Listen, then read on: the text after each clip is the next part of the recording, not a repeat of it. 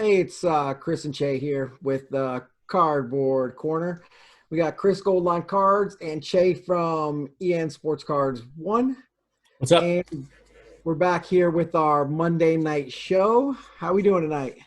Man, I'm doing good. Just got my eye on this Chiefs and Ravens game in the background here, and ready to talk some cards with you. So Awesome. I noticed I got my Reds hat throwback on. You got the Reds in the that's right.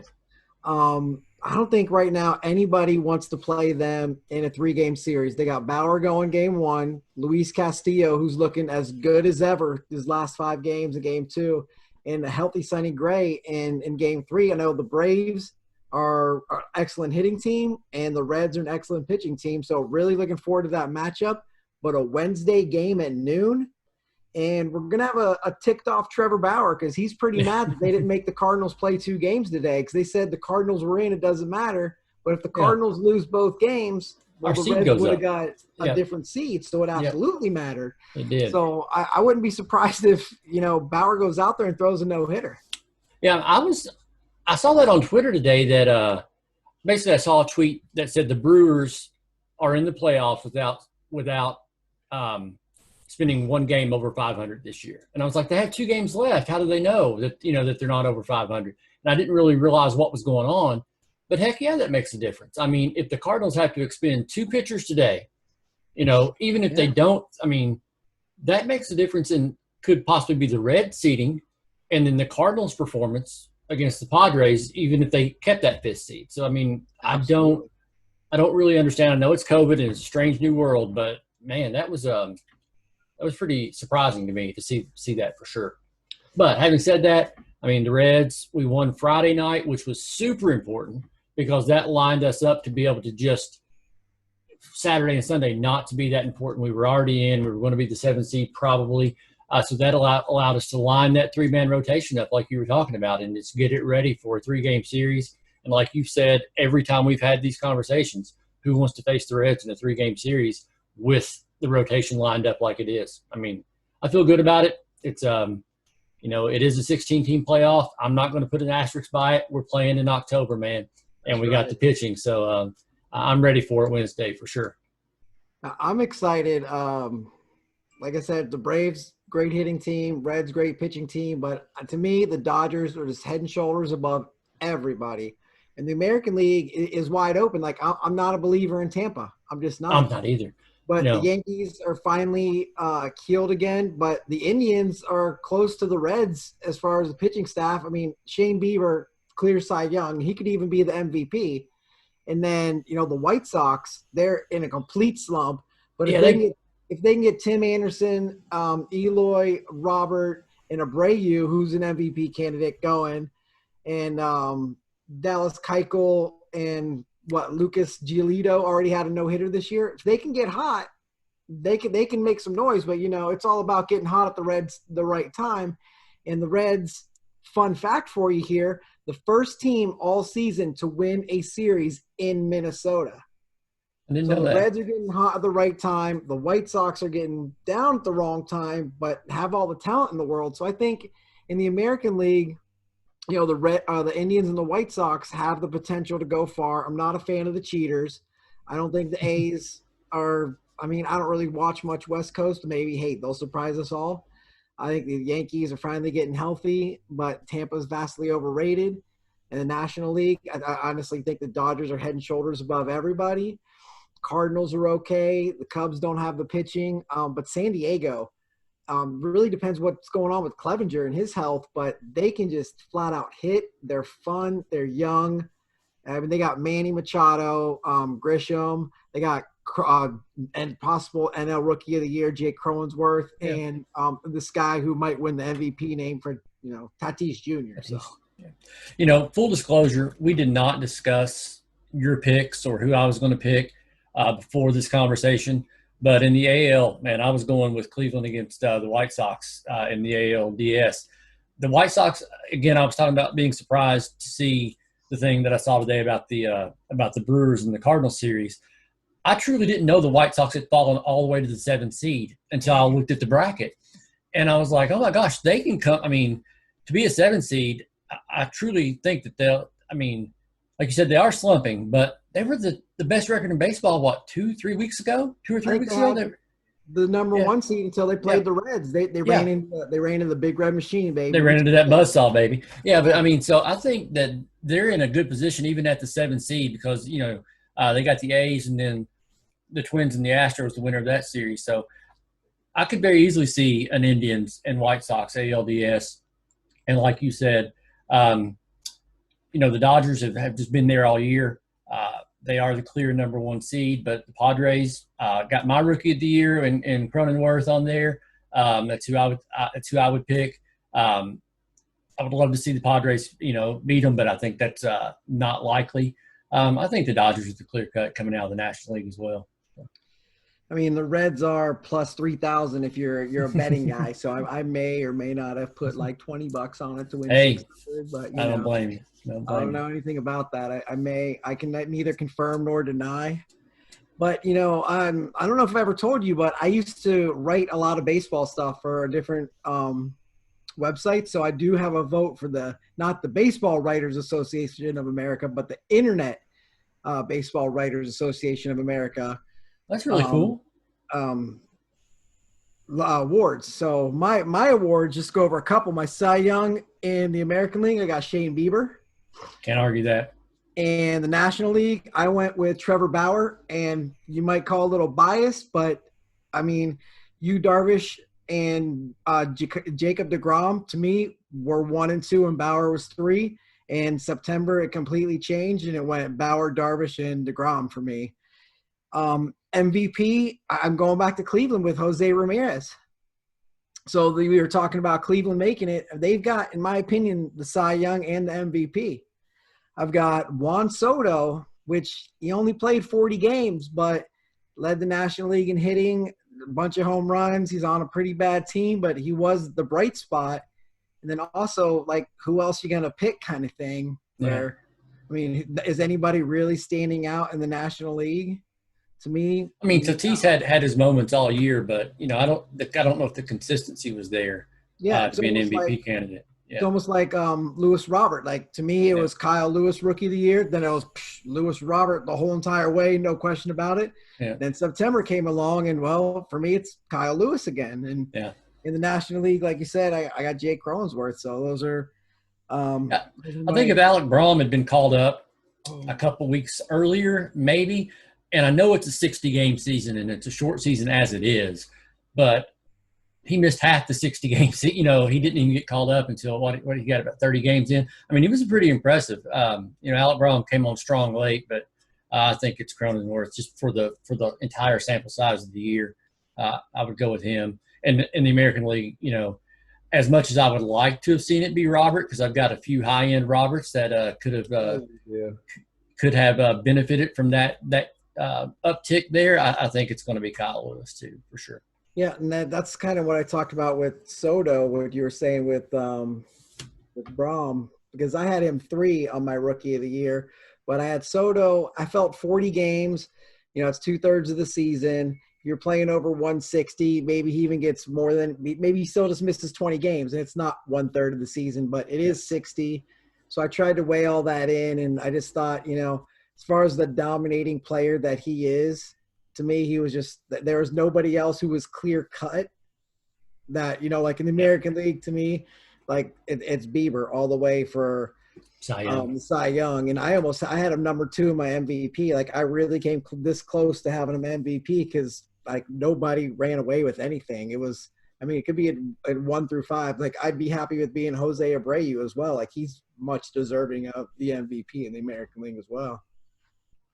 For sure. Yeah. And like I was telling you a little bit earlier, right before we started this, I will yield to you as the expert. I mean, you obviously follow it. I mean, you've got a vote in the Internet Writers Association. So I follow my Reds, and I try to follow baseball almost more hobby related, and I get my stats and my information based on following the hobby this year as opposed to just following a lot of the games themselves. We know where I stand on blackouts, and I just kind of boycotted it. MLB TV altogether this year. They made me a little angry at the beginning of the year, so I didn't watch a lot of games this year. But even at that, some of those performances just had to stand out, even if you weren't watching. Just if you're on Twitter and you were paying attention to the sport and the box scores, somebody like Bieber stands out head and shoulders. And I think your pick for your Bauer, with my non-biased glasses on, I just think he had a Cy Young worthy season as well, for sure. Yeah, and then I did my clear the table August sale, and my buddy Mitch bought the Seattle Mariners, and he got about 12 Kyle Lewis rookies from me because I'm an honest guy, and if it was on the table, it was going. And well, they were on the table, and I'm pretty sure he's happy with $20 to get a couple of Griffeys, a couple of nice Ichiros, and about I think it was 12 flagship tops Kyle Lewis rookies. So I think he's pretty happy. Wow, for like $20. Yeah, I mean it was $20. You name your team, and whatever card I had on my table of that team. Wow. Yeah, he every Mariner, and Kyle Lewis just happened to be on my table because I didn't go grab him, and I'm an honest guy. I'm not going to keep them back. You paid for it, you're getting them. So, well, that's you are a stand-up guy, but yeah, he got a deal. He got a deal for sure. He did. And speaking of sales threads.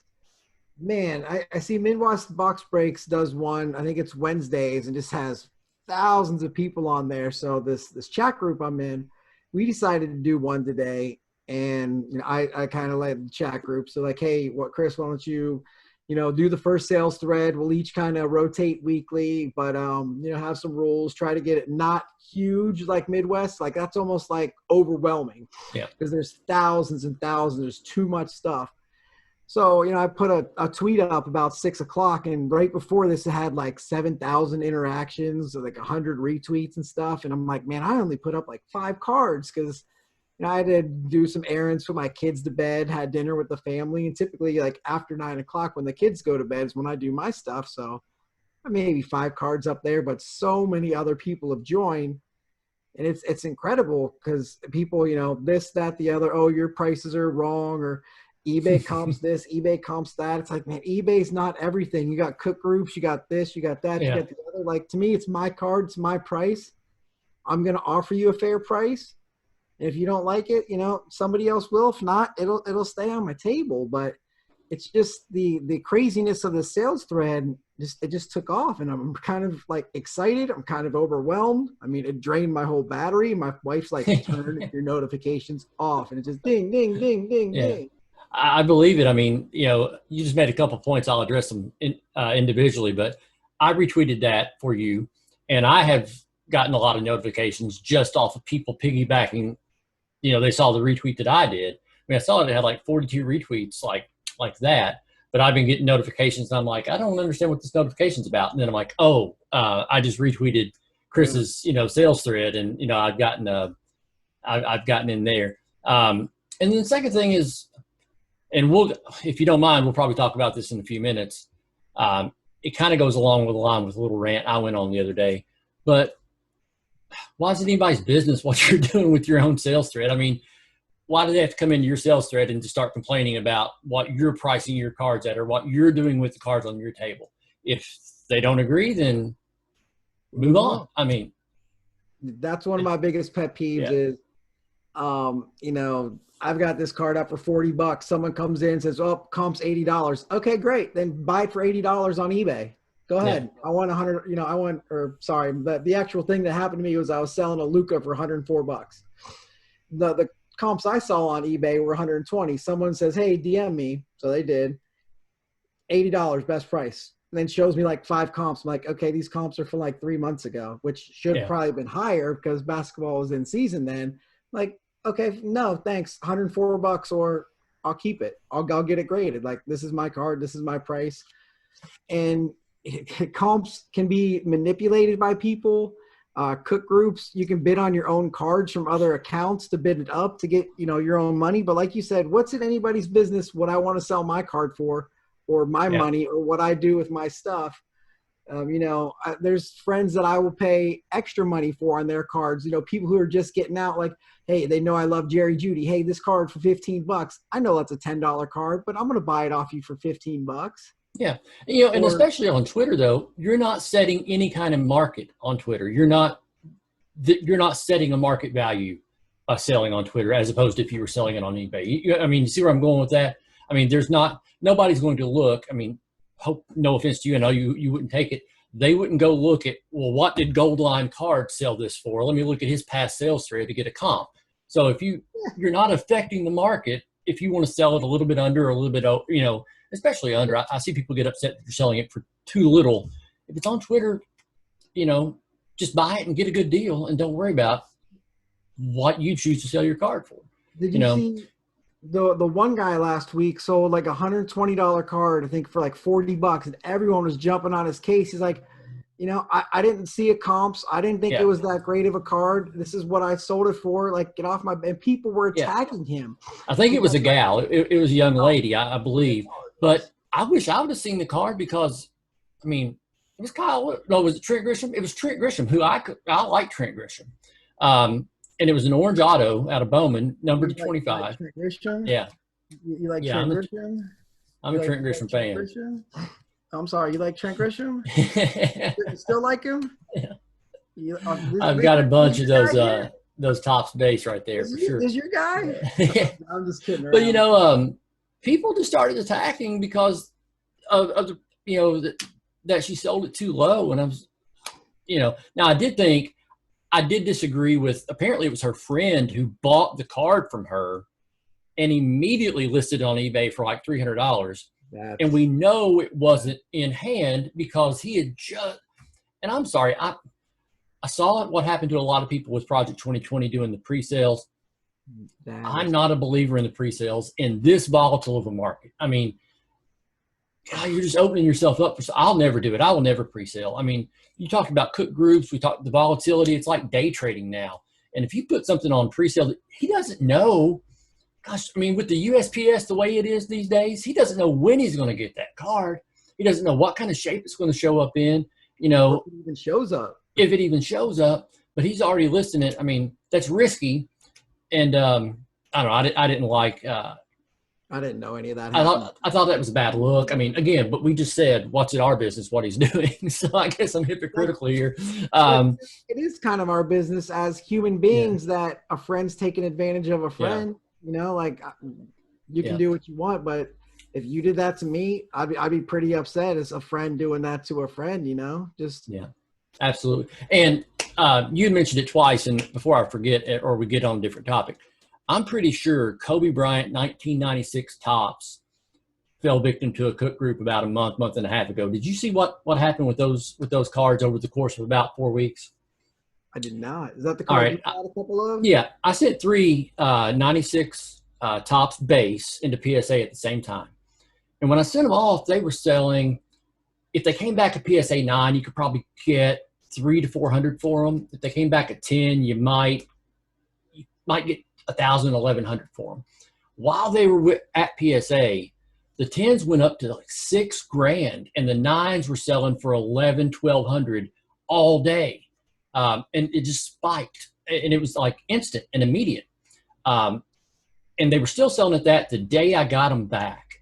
And I put one immediately on eBay, and I put a buy it now, and I put a buy it now for $1,300, but I was going to take an offer of $1,000 or $25 or more. That was my, I had my offers on, and I had it set down to, it was going to auto decline if it was below $1,025, but I would take it. I mean, I was watching them sell for $1,100, $1,150, $1,175. And I never got any action. And over the course of a week, I mean, I saw it. I mean, it was just going down. And over the course of 2 weeks, the PSA 10s fell all the way back down to $2,000. And those PSA 9s are going for $600 or $700. So I don't know what happened, but I was like, it had to be some kind of cook group or something for it to just do that. There was no Kobe news. The NBA had been going. There was nothing new about, hey, the NBA just started up or the NBA ended.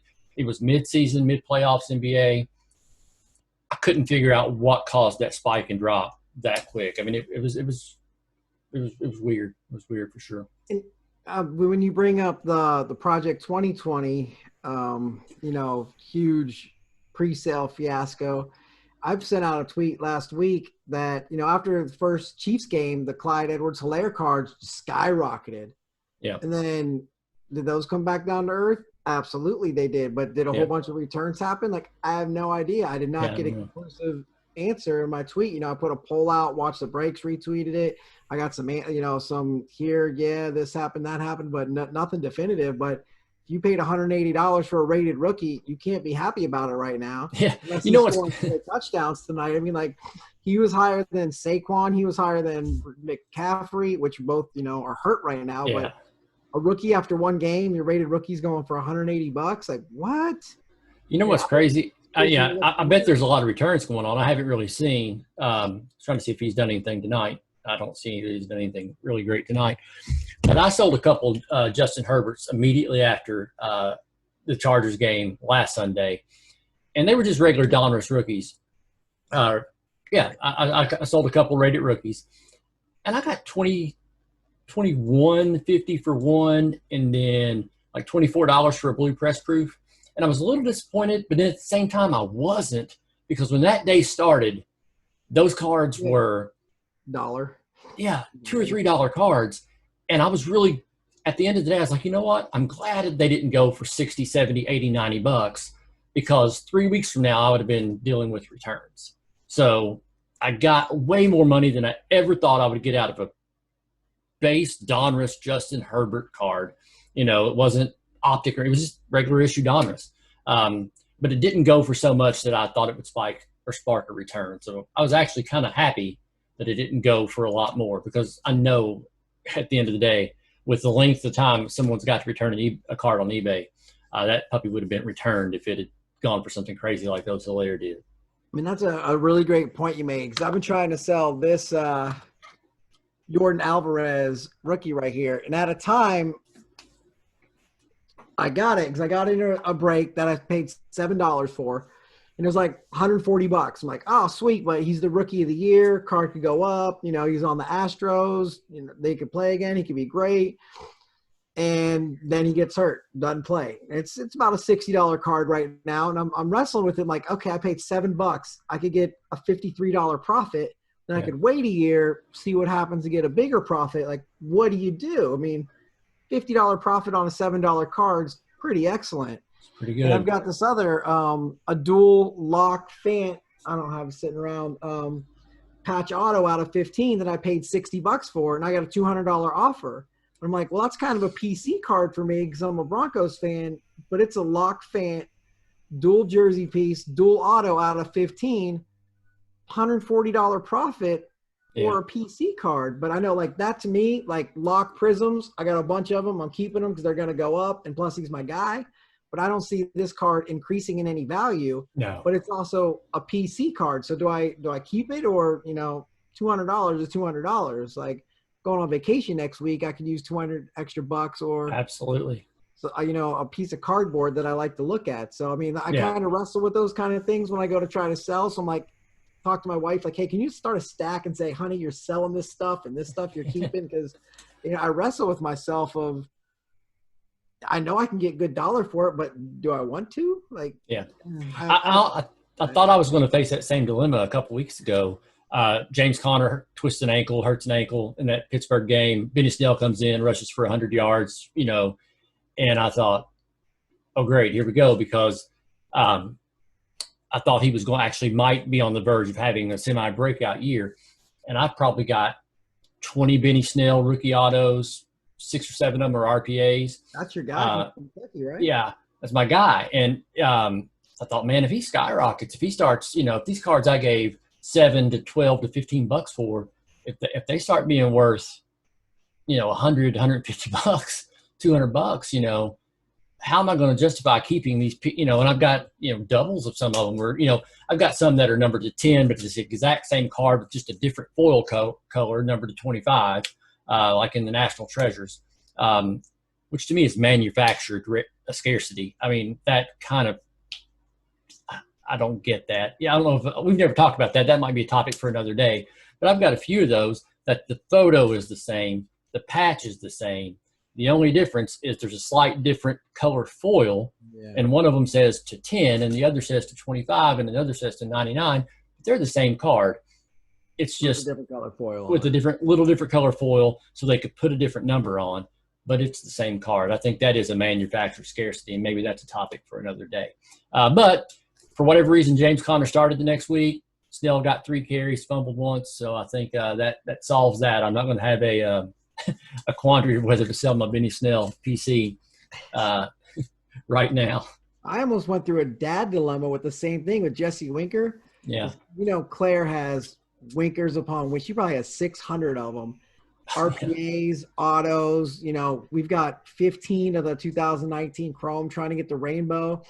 Then I'm at a point where it's like, okay, I could actually sell these and make some good money, put it in like an ETF or maybe buy some Apple with it and let it sit there. She's 4 for 14 years till she's 18 and have some actual money to give her when she's 18, or she could have, 600 Jesse Winker cards. She thinks it's really cool being at 4, but is she going to think that's cool in 10 years? Or is she going to, when she's 16, hey, dad just bought me a car with his money he got from Jesse Winker. But there's so many nice people in the hobby who've literally sent her free stuff. I mean, just today we got in the mail a Prism Refractor out of 99 auto rookie card. Just wow. Hey, that's awesome. Your daughter collects Winker, right? Yeah. What's your address? Let me send this to her. I found this while I was sorting my cards, and I got to get it to a Winker collector because no one else. That's really cool.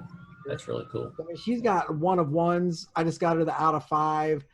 She's got out of 10 autographs and stuff. Like, I mean, there's some pretty decent money because he actually started hitting this year. Yeah. So my wife and I had that discussion. Like, it's the dad dilemma where you got some cardboard, or you could have some actual, like, I could buy you a car if I invested this well when you're 16. Oh, what do you do there?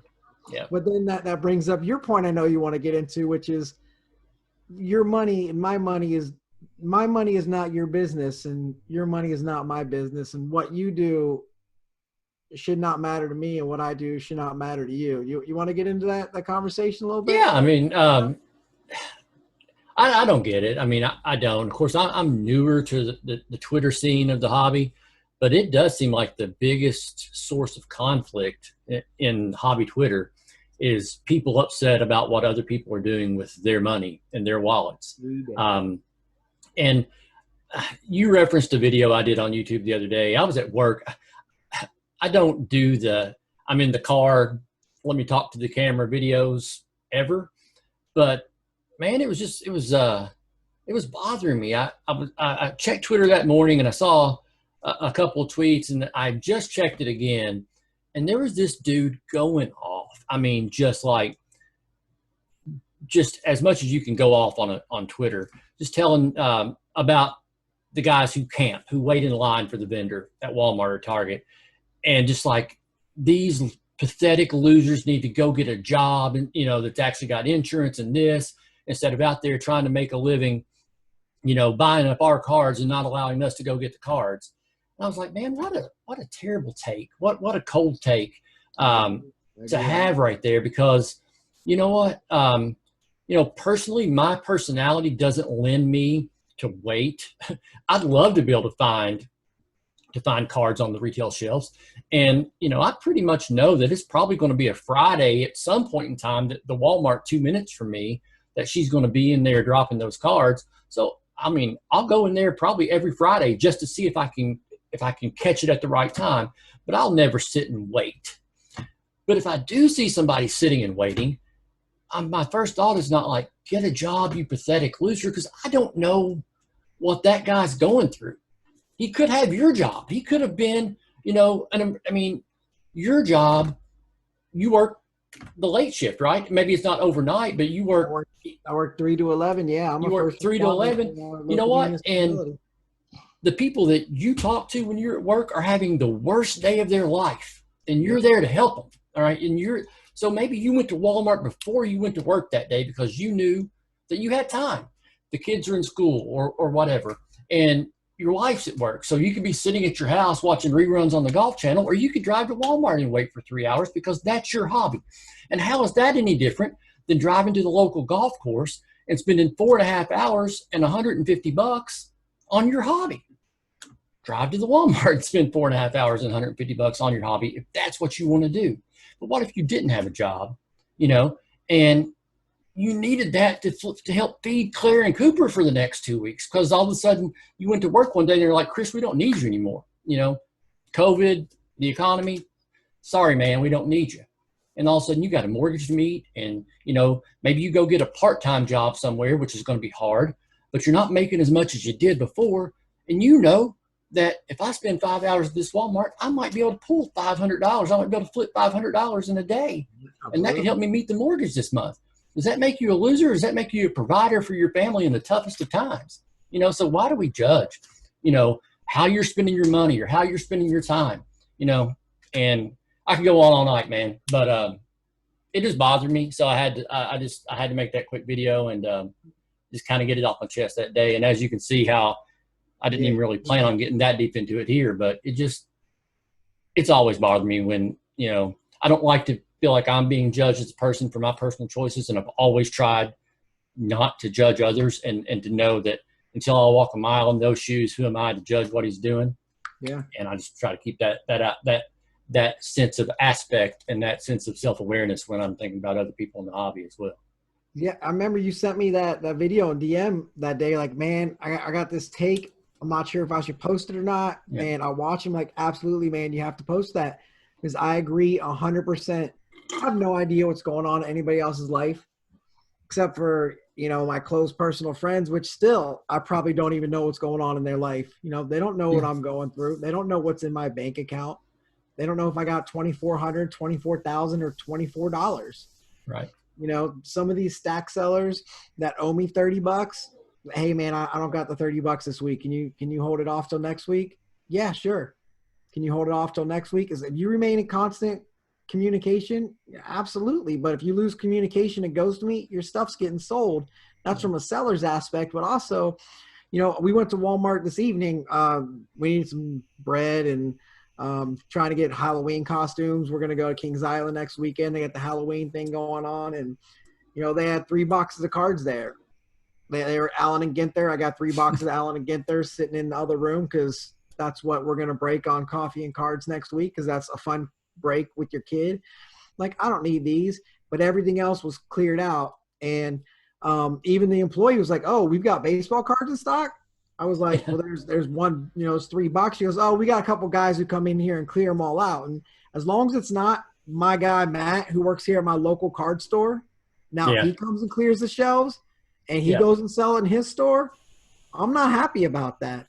Now we've got Ryan who owns a store here in our town too. I probably shouldn't have even said his name, but I did. But he will buy from people in the public.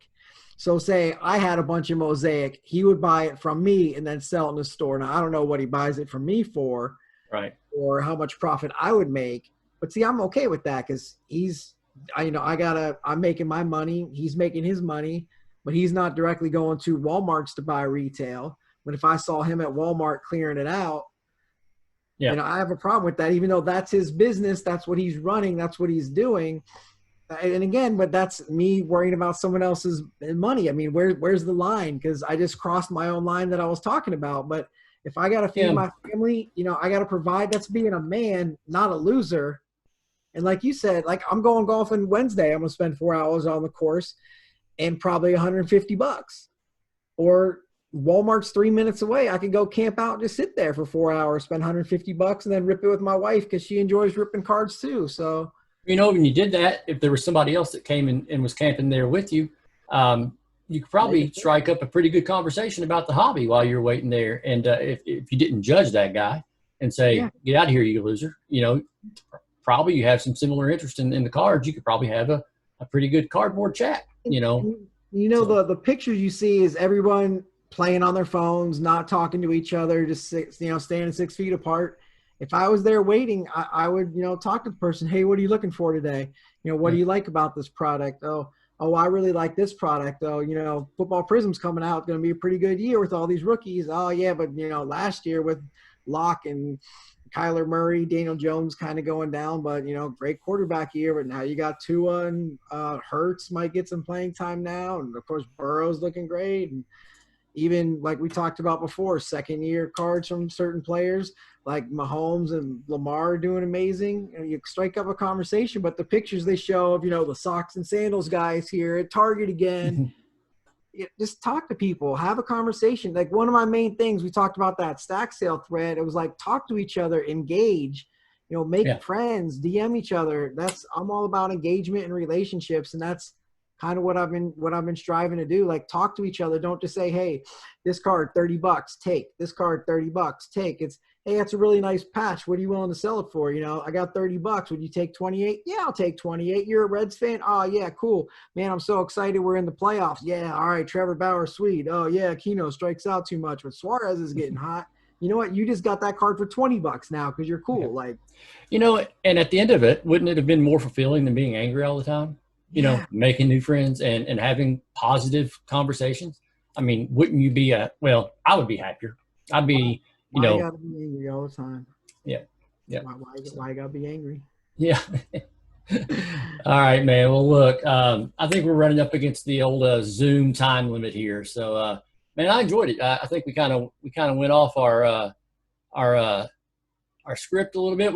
We never script this, but we usually have some notes, what we're going to highlight. But I think here's my notes. Yeah. So we usually go over notes like that, but I kind of enjoyed the getting off on the little tangent there at the end. I think that's probably, kind of my life, going on tangent. So see a squirrel and chase it. Yeah, I do that all the time. So awesome. All right, man. Well, it was a fun conversation. We got to do it again next week for sure. So we'll be back from vacation next week. So Coffee and Cards will be on remote down there in Kentucky, down in your land. But there we go. Talk to you. All right. All right. Go Red Legs. Yep. Go Reds. World Series. Peace out. All right. See ya.